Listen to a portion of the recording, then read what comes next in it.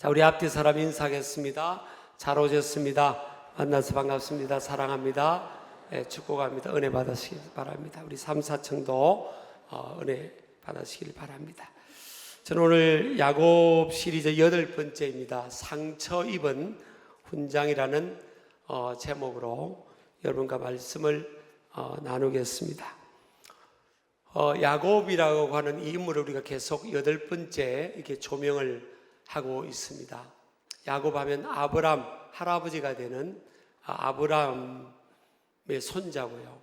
또 이삭이라는 어디 가든지 100배의 복을 약속받았던 이삭이라는 사람의 아들이고, 신앙적으로 하면 신앙의 적통 아들이 바로 야곱입니다. 그리고 이 아브람, 이삭, 이 야곱은 믿음의 조상이죠.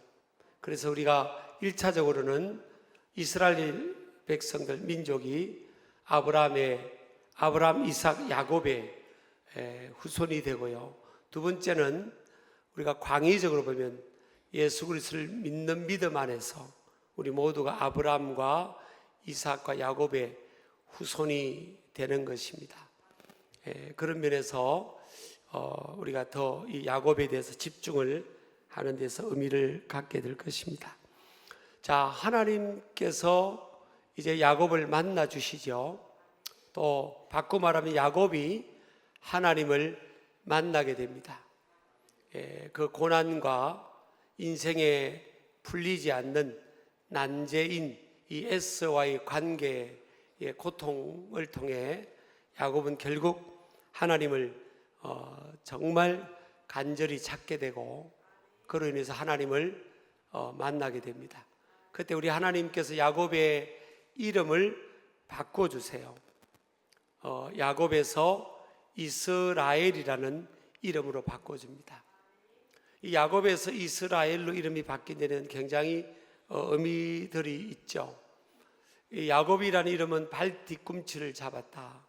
한마디로 말하면 속이는 자, 이런 의미인데, 이스라엘은 하나님을 말합니다. 그러니까 야곱은 인본주의고 하나님의 축복, 은총이 따라다니는 인본주의적인 신앙이었죠. 요즘으로 말하면 그 덕을 본 게 할아버지 덕을 보고 아버지 덕을 본 거죠. 여러분도 그런 자손들에게 신앙의 레거시, 또 신앙의 축복, 그것을 잘 물려주기를 축복합니다. 그런데 이 야곱이요, 인본주의에서 이제 이스라엘, 하나님 중심주의로 옮겨가는 거예요. 그런데 야곱은 계속 자기 머리를 굴리면서 자기 지혜를 의지하며 살았을 뿐만 아니라 자기에게 이익이 된다고 싶으면 수단과 방법을 가르치지 않는 사람이었죠.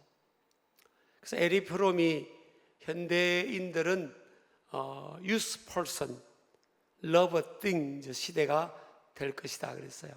이제 사실 바람직한 것은 love person이 돼야 되죠.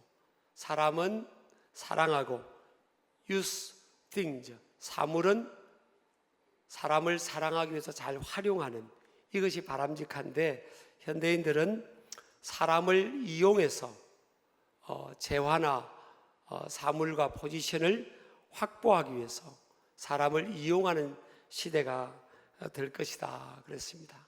현대가 아마 그렇게 가고 있는 것 같습니다. 안타깝게도요.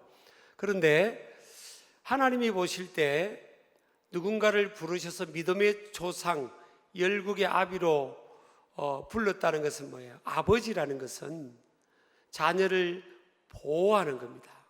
자녀를 보호하고 자녀를 돌보는 책임이 있고 사명이 있는 게 아버지죠.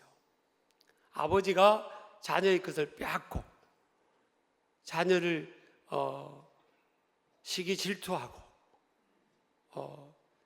자녀가 잘 되는 것을 못 보고 그런 아버지가 이 세상에 어디 있어요? 그건 아주 말도 안 되는 아버지잖아요.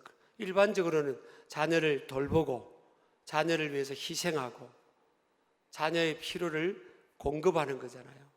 그러니까 열국의 아버지로 하나님이 부르셨다는 것은 뭘 말하는 겁니까?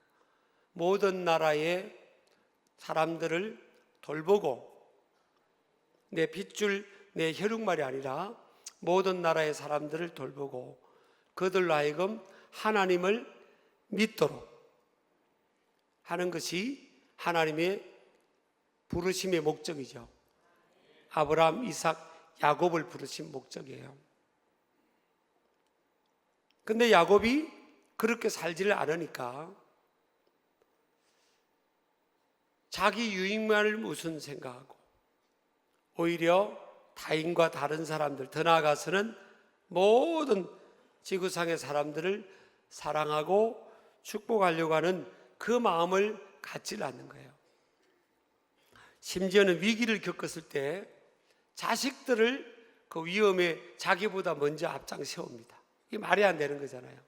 그러니까 하나님이 볼 때 그런 야곱이 그렇게 살면 안 되는 거잖아요. 그래서 하나님께서 야곱을 어쩔 수 없이 하나님을 앞에 손을 들게 합니다. 그때 야곱이 이스라엘이 되면서 이제는 깨어집니다. 그래서 인본주의고 자기 중심적인 것에서 이제 하나님 중심 또 타인 중심적으로 바뀌게 됩니다. 이제는 자기 머리로 자기 힘으로는 해결할 수 없는 것들이 너무 많음을 알고 하나님 앞에 무슨 문제든 손을 들고 하나님의 도우심을 구하는 바라는 그런 신앙의 중심으로 바뀌게 되죠. 자, 그러고 나서 하나님께서 야곱을 너는 이제부터 이름이 야곱에서 이스라엘로 바뀐다. 네 이름은 이제 이스라엘이 될 거다. 그랬어요. 이 사람의 이름이 바뀐다는 것은 성품과 인격과 삶의 궁극적인 변화를 암시하는 거죠. 그러면서 하나님께서 이름만 바꿔준 게 아니고 야곱의 환도뼈입니다. 환도뼈. 이제 넓적다리 이 관절 뼈를 말해요.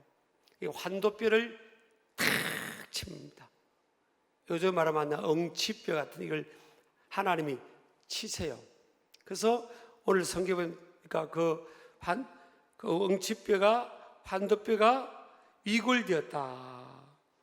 엉치뼈가 이제 아마 인대라든지 뼈가 크게 다치는 이 상황을 하나님께서 허락을 하신 거예요.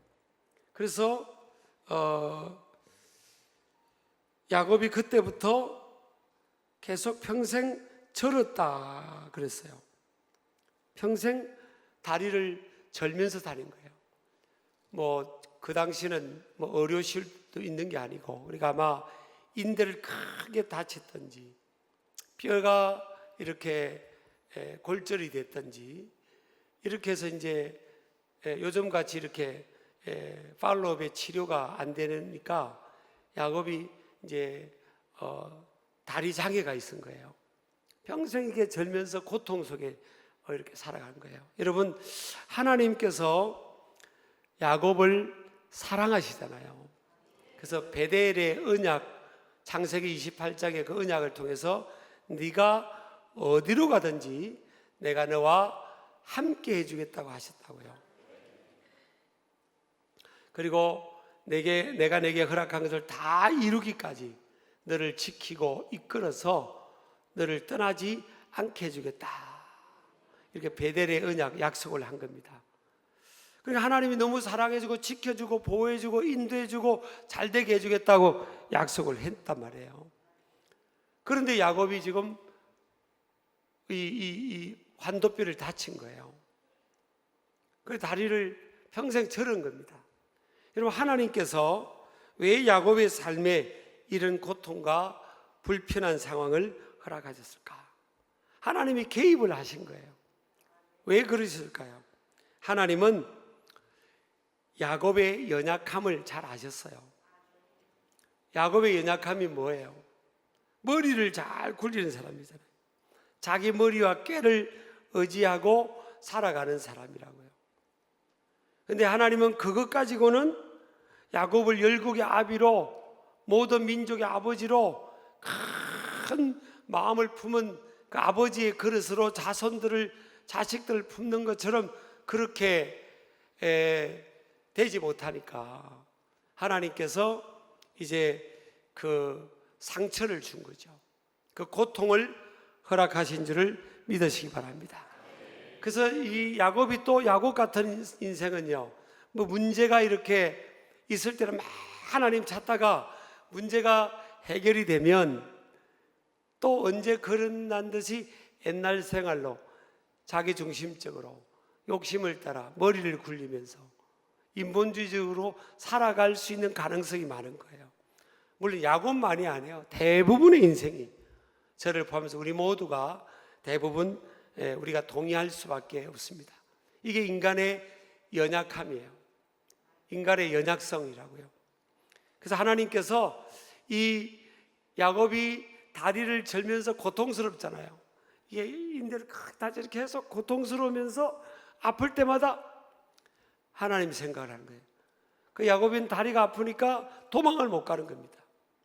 문제가 없고 모든 것이 슬슬슬슬 잘 풀리면 야곱 같은 인생은 하나님께로부터 멀리 떨어져 자기 임의적으로 살아갈 수 있는 가능성이 굉장히 많은 인생이에요. 그러니까 하나님께서 야곱을 탁 쳐서 인생의 이 상처, 고통을 허락하신 거예요. 그래서 다리를 절면서 그때마다 하나님을 계속 생각합니다. 그래서 도망을 갈 수가 없는 거예요. 불편하니까. 이게 야곱에게는 또 어떤 면에서는 축복이죠. 이 환도뼈가 위골된 이것이 없었다면 야곱은 또 멀리 떠나게 되니까. 두 번째, 하나님께서는요, 하나님의 관심은 표피적인 영역보다 야곱의 내면의 성숙, 즉 성품과 인격과 삶의 변화에 있었다는 거예요. 하나님이 야곱이라는 인상을 보면서 표피적인 영역이 뭐예요? 돈 좀 많이 벌게 해주고, 넓은 집 살게 해주고,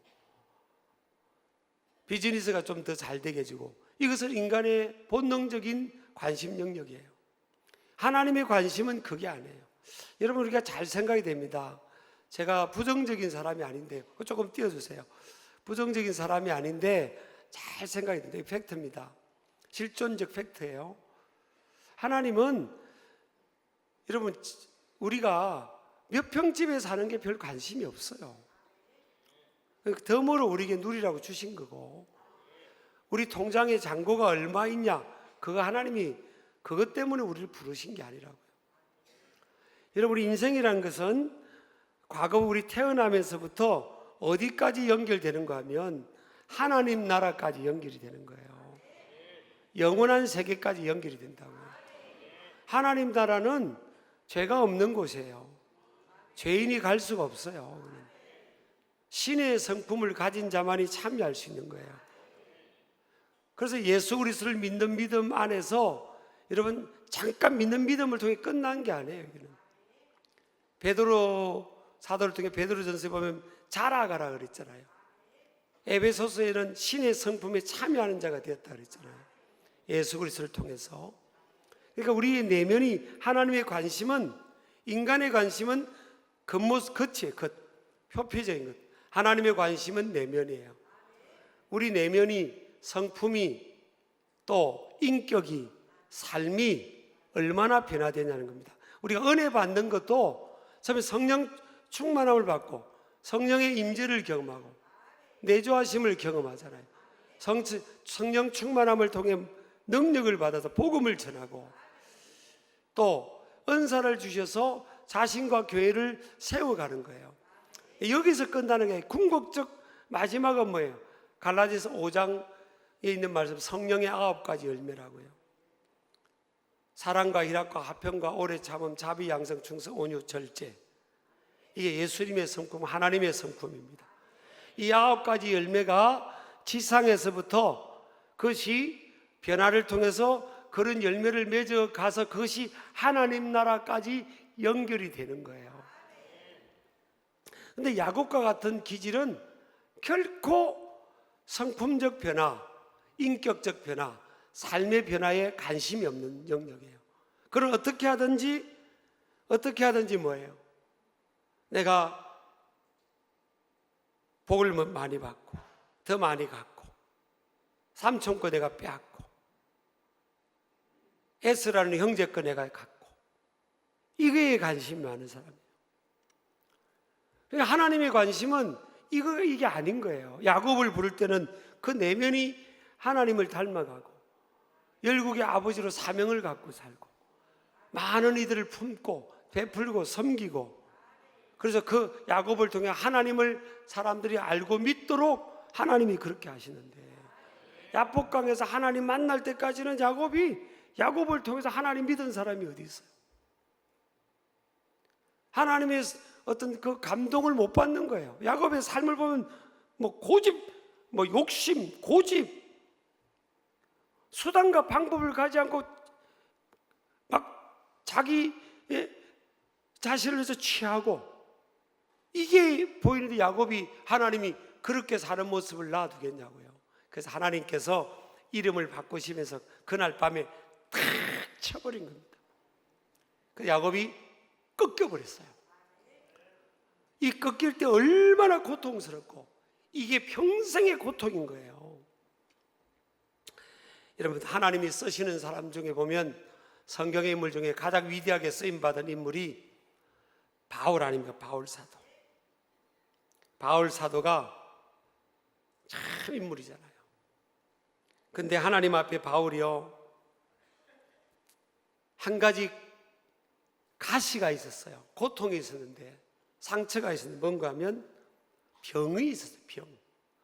바울 사도는 어디 가든지 사람들을 치유하고 예수 이름의 능력으로 치유하고 교회가 세워지고 수많은 사람들이 예수님을 믿고 그런 그 열매가 나타났어요. 그럼 얼마나 많은 사람들이 바울을 존경하고, 그래서 하나님이 축복하셔서 이 신약 성경의 27권 중에서 학자들이 하면 13권, 약 반을 기록을 한 겁니다. 하나님께로부터 감동을 받아서. 가장 영적으로 보면 존경받을 부른 사람이죠. 근데 그에게는 병이 있었어요. 어떤 학자에 의하면 그는 안질병이다, 눈에 병이 있어서 막 고름이 흐르고 그런 병일 거라는 학자도 있고, 어떤 학자는 간질병일 거다, 그런 학자도 있어요. 어쨌든 드러나는 병을 갖고 있은 거예요. 누가 봐도 알려진 병, 속에서 아무도 모르는 병이 아니라 드러나는 거예요. 보이는 병이에요. 그러니까 인간적으로 보면 얼마나 자존심도 있잖아요. 사람에게는.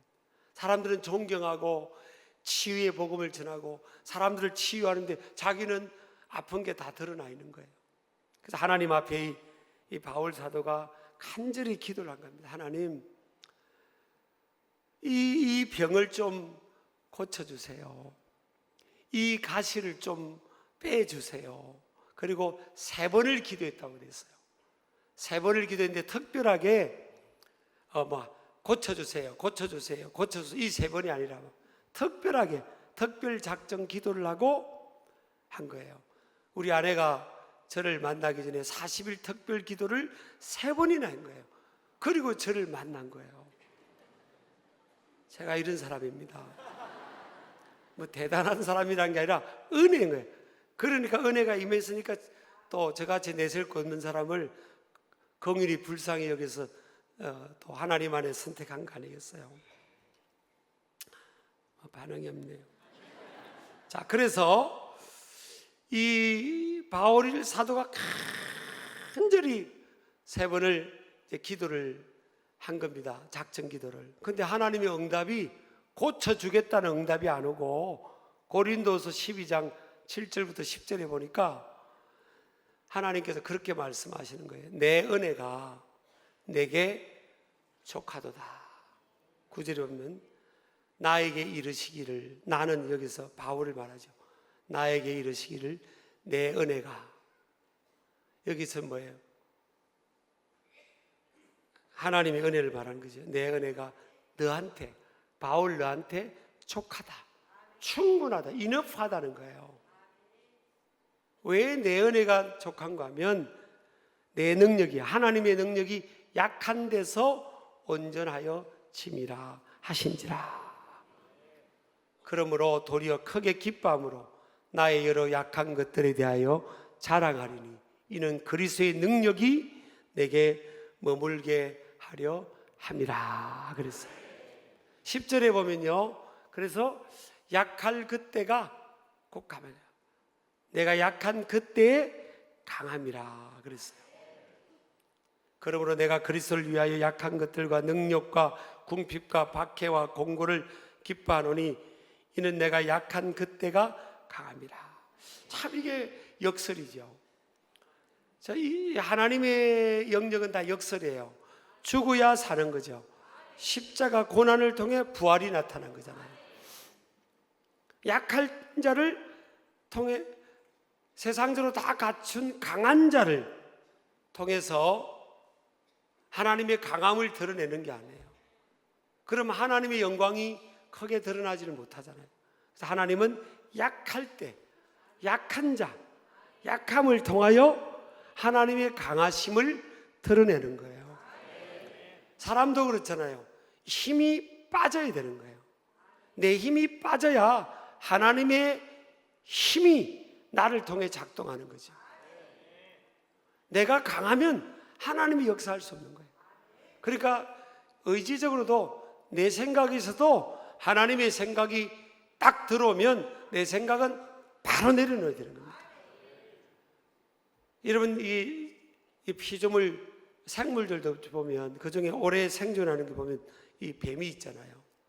예수님이 그랬잖아요. 뱀과 같이 지혜로워라고 그랬잖아요. 뱀과 같이. 왜 뱀과 같이 지혜로워라고 했을까? 이 뱀이, 여러분, 이게 땅에 붙어 있는데 보면 뱀은 항상 뒤로 물러나지는 않아요. 앞으로 전진을 하는데 뱀이 바로 일직선상으로 전진하지 않아요. 가만히 보세요, 여러분. 뱀은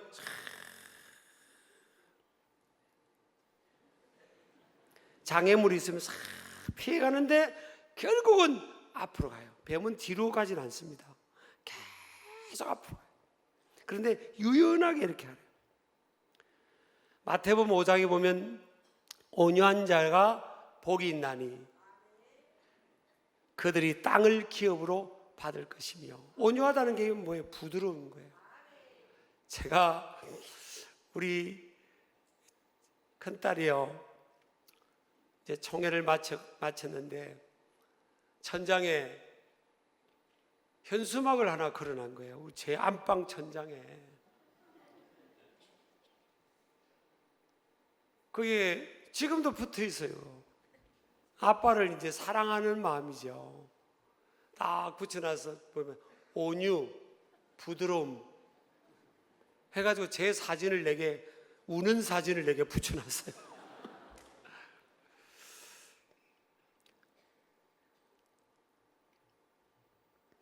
성경에 보면 뭐예요? 강한 자가 복이 있나니 땅을 기업으로 차지한다, 그렇게 되어 있지 않잖아요.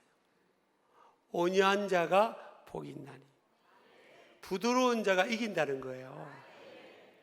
강한 자는 꺾여요.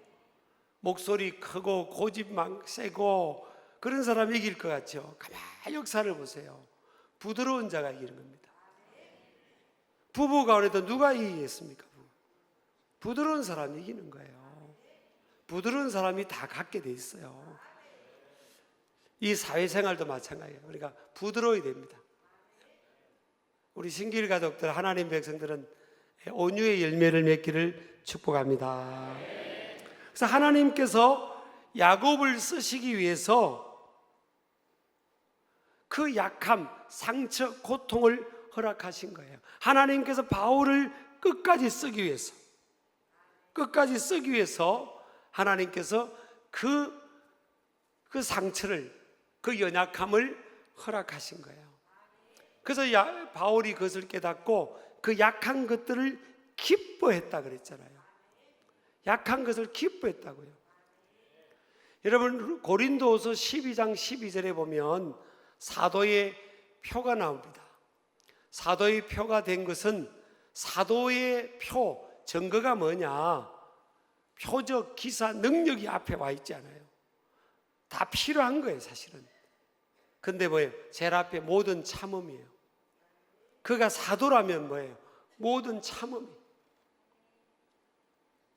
여러분 사도적 위치라면, 하나님 나라의 가장 영적으로 중요한 지도자의 위치라면 뭐예요? 모든 참음입니다. 이걸 다른 사람에게 이름 적용시키지 말고 우리가 저를 비롯해서 우리 각자에게 적용시키기를 축복합니다. 그가 사도라는 표적이 뭐냐? 모든 걸 참는 거예요. 이게 실력이라는 겁니다. 이게 능력이라는 거예요. 그래서 하나님은 야곱을 쓰고 싶은 거예요. 제가 전임 목회지에 이제 중소도시였는데 교회는 한 300여 교회가 됐어요. 초교파적으로. 그중에 이제 제가 목회했던 교회가 제일 컸어요. 사람들이 제일 많이 모이고 그랬습니다. 그거는 서산 시민들은 다 인정해주는 그 당시 그런 상황이 있는데, 이제 우리가 2달에 한 번씩 초교파적으로 목사님들이 식사 모임을 가졌어요. 그래서 우리가 같은 지역에서 조그마한 중소도시에서 서로 경쟁하지 말고 목회자들끼리 마음을 열자, 이렇게 해서 이제 2달에 한 번씩 식사 모임을 가졌어요. 대표적인 교회 목사님들이 모여서 식사 모임을 이제 갔는데, 이제 교회 규모가 이제 제가 섬기는 교회가 제일 컸고, 그 다음에 이제 감리교회, 그 다음에 이제 장로교회였어요. 근데 특이할 사항은요, 저는 3살 때 아버님 돌아가셨고, 그 다음 감리교회 목사님은 5살 때 돌아가시고, 그 장로교회 3번째 큰 교회 목사님은 9살에 돌아가시고, 제가 나이가 제일 적었죠. 그런 거예요. 근데 이게 아버님이 언젠가 부모님은 돌아가시는 거잖아요. 근데 자녀에게 있어서는 부모가 떠난다는 것은 굉장히 큰 힘든 상황 아닙니까? 부모의 부재라는 것. 근데 하나님은, 저는 이런 상황도 우연이 아니라고 생각해요. 그 과정에서는 우연인 것처럼 내게 왜 이런 상황이 주어졌을까? 용인이 되기가 쉽지 않을 수 있겠지만, 지나 보니까 다 하나님께서 부족한 사람들을 쓰시려고 그렇게 환경적 상처, 환경적 고통을 허락하셨다는 것을 저는 깨닫게 됩니다. 저희 교회 어떤 장로님 중에 한 분이에요.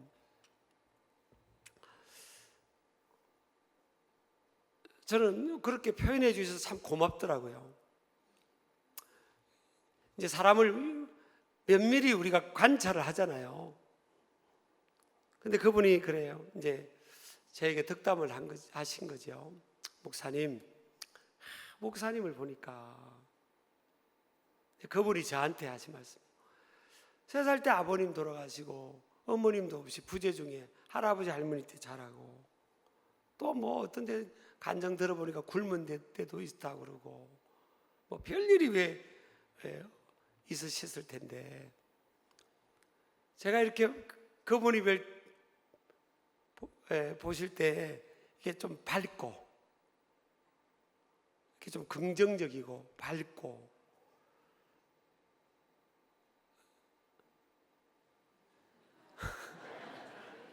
그렇다는 게 보이는 거예요. 그러니까 좀 이해가 안 된다는 거예요. 참 이게 왜 목사님은 막 상처를 안고 좀 이렇게 화도 막 잘 내고 이렇게 해야 될 캐릭터인데 안 그렇게 보인다는 거예요. 제가 봐도 좀 그런 것 같아요. 안 그런 것 같아요. 긍정적이고 항상 희망을 노래하고, 웬만한 것들은 그냥 뒤로 던져버리고 별 영향을 안 받고 그러거든요.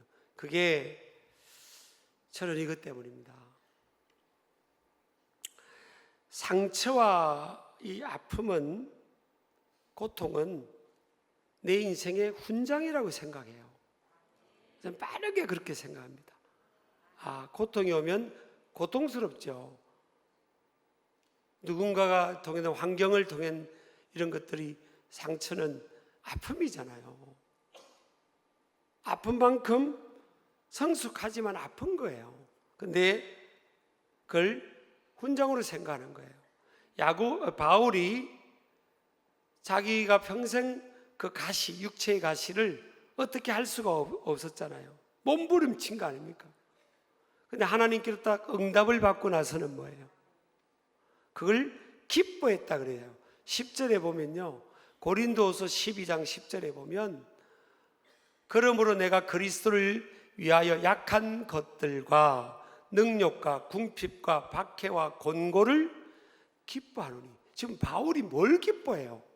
응답받은 거 기뻐하고, 돈 번 거 기뻐하고, 주식 올라간 거 기뻐하고, 승진된 거 기뻐하고, 자식 잘 된 거 기뻐하고, 큰 집 가진 거 이게 아니고 약한 것들.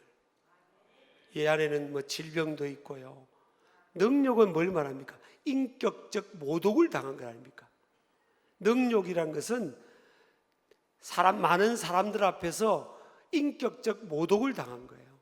예수님도 십자가에 매달렸을 때 인격적 모독을 당했죠. 그 능력이라고 그러죠. 궁핍은 돈이 없는 거죠. 먹을 게 없는 거 아닙니까? 사도 바울은 사실은 잘 사는 집안에, 그 당시에 최고의 가문에 태어난 거예요. 그래서 태어나면서부터 시민권을 갖고 있었어요. 로마 시민권. 그런데 그는 궁핍을 선택한 거예요. 굶을 상황이 있으면 아버지 나한테 물려줄 재산 빨리 주세요. 나 지금 선교하느라고 지금 굶고 있어요. 그럴 수도 있는 거고, 그의 인간관계도 종교적으로도 학문적으로도 대단한 위치에 있었기 때문에 그는 굶지 않아도 되는 상황이에요. 근데 복음을 위해서, 복음의 장애가 될까 봐 그렇게 자기에게 준 그 힘을 다 쓰질 않아요. 바울은 감옥에 안 가도 되는 사람이에요. 자기 힘을 발휘하면. 왜? 로마 시민권자는 그렇게 감옥 갈 수가 없어요. 정당한 재판을 공정하게 받지 않고 그렇게 그냥 비인격적으로 불공정한 대우를 받으면서 그 감옥에 갈 수 있는, 그게 아니라고요. 사실은 나 로마 시민권자입니다 이러면 사람들이 주변에서 불불불 떠는 상황이었어요. 힘이 있는 사람이었어요. 근데 그러면 박해를 받습니다. 감옥을 들어갑니다. 감옥에 들어갔기 때문에 그는 빌립보 감옥에서 간수장과 그 죄수들을 감동시켜 가지고, 그래서 유럽의 첫 교회가 또 생긴 거 아닙니까? 근데 그 상황을 지금 사도 바울이 기뻐한다는 거예요. 이건요, 여러분, 신앙이 없는 사람은 정말 자다가 깨어나도 이해가 안 되는 상황이에요. 뭘 기뻐하냐는 거예요. 지금 뭘? 병든 것을 기뻐하고요, 많은 사람들이 보는 앞에서 정말 인격 모독을 당한 걸 기뻐하고요, 잘 살고 정말 잘 막 누리고 살아왔던 그가 아무것도 먹을 것이 없어서 굶어야 되는 그 선교 현장에서 그것을, 궁핍을, 내가 굶고 있는 걸 기뻐하고요, 예수님 복음 전한 것 때문에 감옥 들어간 것, 돌팔매질 당한 것, 이걸 기뻐하고, 곤고, 예수님 때문에 그 고독한, 아무도 내 곁에 없는 그 고독과 공고함을 기뻐한다. 여러분, 이게 믿음 없는 사람들이 이해가 되겠냐고요. 근데 이게 신앙의 힘입니다. 신앙은 뭐예요? 하나님 안에서 우연이 없고 하나님은 합력하여 선을 이루신다. 우리 아멘 하시기 바랍니다. 그래서 여러분, 우리가 시편을 읽다 보면 여호와의 인자하심과 선하심이 영원하도다, 그런 구절을 읽잖아요. 여호와의 인자하심과 선하심이 뭐하도다? 영원하도다. 하나님의 인자심과 선하심은 영원하도다 그러잖아요. 자, 그걸요 NIV 성경은 His love endures forever. 예. 저걸 하나님의 인자심과 선하심은 영원하다를 저렇게 표현이 되어 있어요. His love endures forever. 하나님의 사랑은 영원히 참으시는 사랑이다, 이런 뜻이에요. 저기서 우리가 주목할게요. 현재형입니다. 하나님의 사랑과 인자심이 뭐예요? 현재형, 내가 고통받고 상처받고 아픔이 있는 이 현재형에서 지금 여전히 하나님이 나를 사랑하신다는 거예요. 그리고 forever가 되어 있어요. 영원하다는 거예요. 과거에만 나이고 어느 시점만이 아니고 고통 중에 있는 또 미래의 어느 시점, 영원까지 하나님의 이 사랑은 계속 나를 따라다닌다는 겁니다. 저는 지금 영어로 읽다가 굉장히 은혜를 받았어요. 내가 상처 받고 고통 중에 있고 궁핍한 가운데 있고 힘든 중에 있고 몸이 약한 중에 있어도 하나님의 사랑은 영원하구나. 근데 그 사랑이 뭐라고 표현되어 있어요? 참는다는 거예요. 여러분, 하나님의 사랑이라는 것은 참는 거예요. 여러분, 만약에 베드로후서 3장 9절에 보면 주의 약속은 어떤 이들이 더디다고 생각하는 것이 같이 더딘 것이 아니라 오직 주께서는 너희를 대하여 오래 참으사 아무도 멸망하지 아니하고 다 회개하기에 이르기를 원하신다 그랬잖아요. 여러분, 하나님께서 지금 참으셔서 우리가 지금 여기에 있는 거예요. 하나님 안 참으셨으면 우리 여기 못 있어요. 다 애들 말로 골로 갔어요. 하나님 지금 참아주시는 거예요. 너무 부족한데. 사랑이 뭐냐? 하나님이 여전히 우리를 참아주고 계시는 거예요. 여러분, 그러면 우리의 삶에도 적용을 해보면요, 이 참는 거예요. 내게 주어진 상황을 참아내는 겁니다. 그래서 상처와 아픔의 고통은 축복이다. 약함을 그래서 기뻐하는 겁니다. 약함을 기뻐하라. 상처를 기뻐하자. 상처는 하나님께 쓰임받는 도구입니다. 그래서 느헤미야서 8장 10절에 보면 The joy of the Lord is my strength 그랬어요. 여호와를 기뻐하는 것이 나의 힘이라. 그러니까 뭐가 잘 돼서 기뻐하는 게 아니라 그냥 하나님 자체로 기뻐하는 것이 나의 힘이다. 거기서 하나님의 파워가 나타나고 힘이 나타나는 거예요. 믿으시기 바랍니다. 하나님께서 바울에게 응답을 하시면서요, 그럽니다. 바울아, 너는 받은 게 너무 많다는 거예요. 내가 너한테 준 은혜가 너무 많으니까 이제 충분하다. 고린도서 12장 7절에 보면 여러 계시를 받은 것이 지극히 크므로 너무 자만하지 않게 하시려고 내 육체에 가시 곧 사탄의 사자를 주셨으니 이는 나를 쳐서 너무 자만하지 않게 하려 하십니다. 여러분, 야곱도 바울도 하나님이 치신 거예요. 하나님이 허락하신 고난이에요. 하나님이 허락하신 가시예요. 왜요? 자만하지 않도록, 교만하지 않도록, 끝까지 겸손하도록 하나님께서 인도하신 줄을 믿습니다. 예, 여러분, 헨리 나우엔이라는 사람이 있습니다. 상처입은 치유자 운디드 힐러라는 개념을 두 책도 내고 하셨는데 아주 유명한 영성 사역자고 목회자였죠. 그는 상처나 상한 감정이 단순히 부정적인 측면이 아니라 오히려 영적 성장이나 타인을 치유하는 힘의 원천이 될 수 있다 했어요.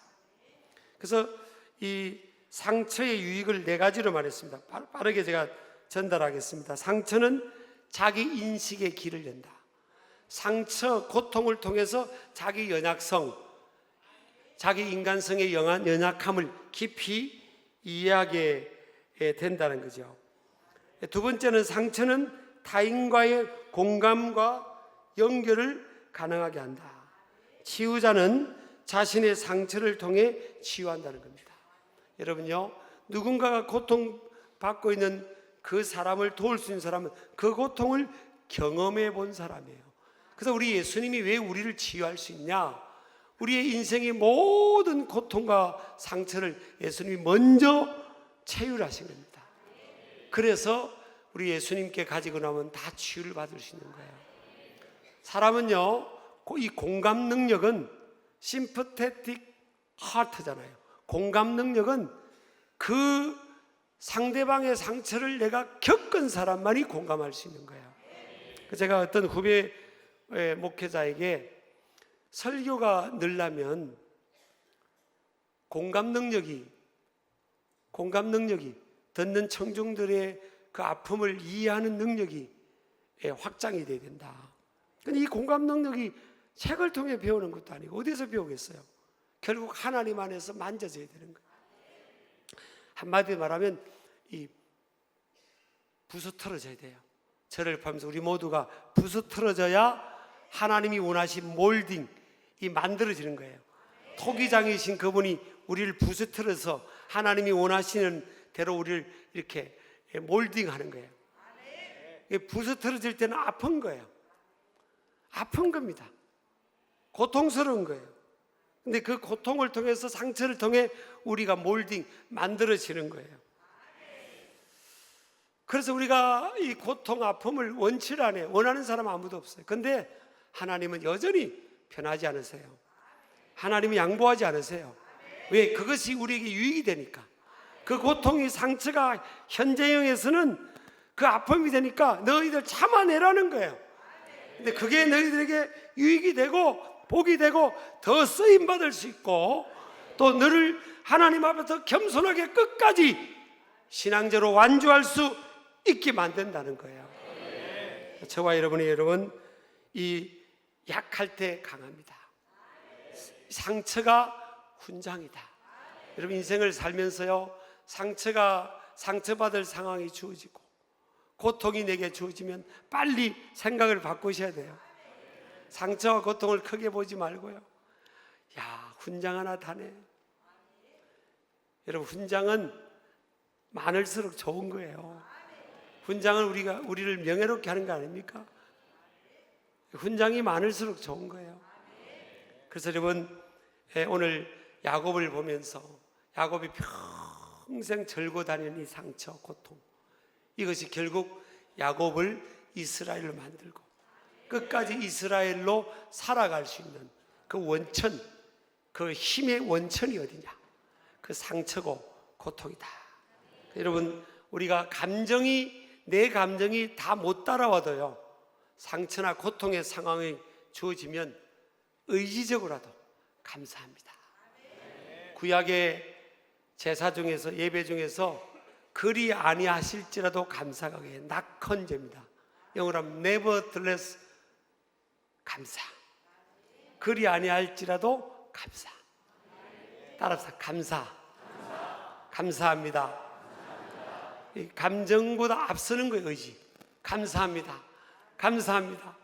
기뻐합니다. 감사합니다. 왜냐하면 그 상처는 우리에게 훈장이 됩니다. 그래서 하나님이 귀하게 확장적으로 쓰시는 사람들의 공통점을 보면 상처를 많이 품고 살아가는 사람들. 상처를 없애달라는 것도 있지만 그 품고 살아가는 그 사람을 하나님께서 지경을 점점 넓히면서 살아갑니다. 성경의 인물 중에 여러분, 요셉이 형을 만날 때 요셉이 반갑게 맞이했지만 어땠습니까? 자신의 신분이 요셉이라는 것을 그게 드러났잖아요. 드러냈을 때 영어로 하면 익스포즈 한 거 아닙니까? 그럴 때 요셉이 어땠어요? 궁궐이 떠나갈 정도로 울었다고 그랬어요. 저는 그 장면이 은혜가 되더라고요. 저를 비롯해 우리 현대인들이 아픔이 있고 속에 눈물이 있는데 이걸 없애달라고. 요셉도 평생 울며 살아왔구나. 밖에 사람들은 모르고 있는데. 그래서 그게 은혜가 돼요. 요셉이 나하고 여러분하고 전혀 다른 별종의 사람이 아니구나. 똑같은 사람인데 그 신앙적 관점으로 그것을 긍정적으로 승화하면서 그렇게 참아내면서 살아낸 거예요. 그게 더 위대하게 보이더라고요. 그런 위대한 신앙인들 되시기를 주의 이름으로 축복합니다. 우리 다 일어나시겠습니다.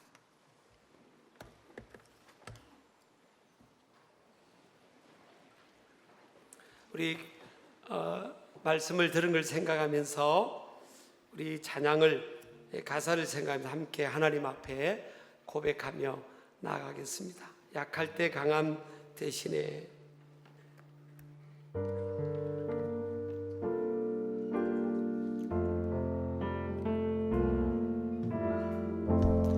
약할 때 강함 대신에 나의 보배가 되신 주 나의 모든 것. 주 안에 있는 보물을 나는 포기할 수 없네. 주 나의 모든 것. 예수리냐 예수 어린 양 존귀하니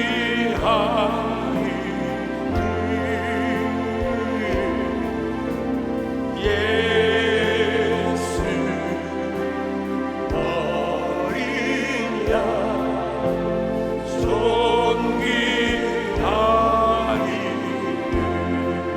십자가 제사하셨네. 십자가 제사하셨네.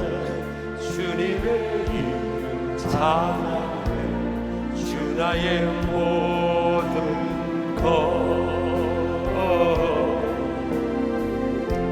쓰러진 나를 세우고 나의 빈자를 하나님 아버지 주 나의 모든 것. 예수리냐 예수 어리냐 존귀하니 예수 어리냐 존귀하니 예수 예수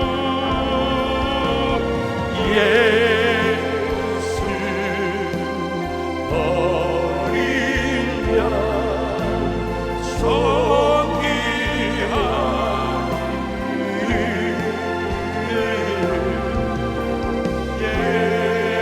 예수 어리냐 존귀하니 존귀한 이름